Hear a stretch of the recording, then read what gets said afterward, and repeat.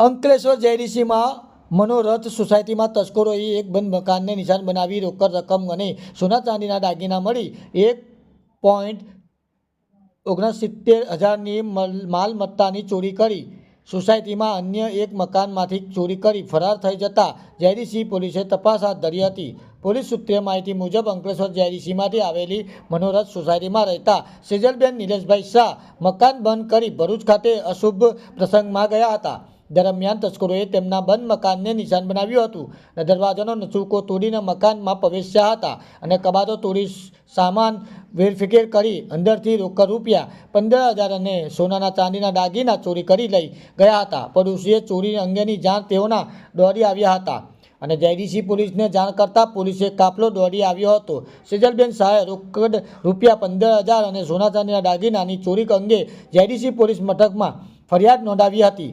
પોલીસે 15,000 રૂપિયા રોકડા અને રૂપિયા 1,54,000ના સોના ચાંદીના દાગીના મળી કુલ રૂપિયા 1,69,000ની ચોરીનો ગુનો નોંધી તપાસ શરૂ કરી હતી।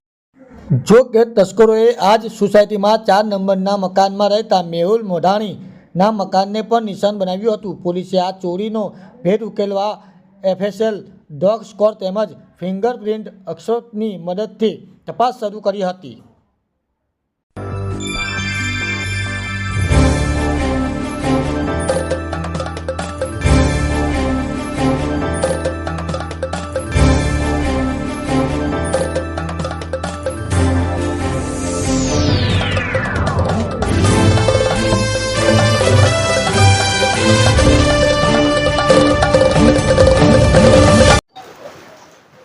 સાપરેજ જયેશ કુમાર।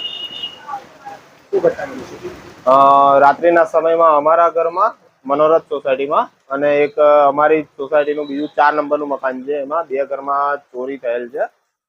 જ્યારે અમારા ઘરમાંથી સોનાની વસ્તુની અને 10-15,000 જેવી રકમની રોકડની ચોરી થયેલ છે અને 4 નંબરમાંથી હાલ અહીંયા પોલીસ સ્ટેશન આવતા અમને ખબર પડી કે ત્યાં પણ 4 નંબરમાં ચોરી થઈ છે, જે અંદાજિત ત્યાંથી ચાંદીને એવું ગયેલ છે અને થોડી ઘણી રકમ રોકડ ગયેલ છે।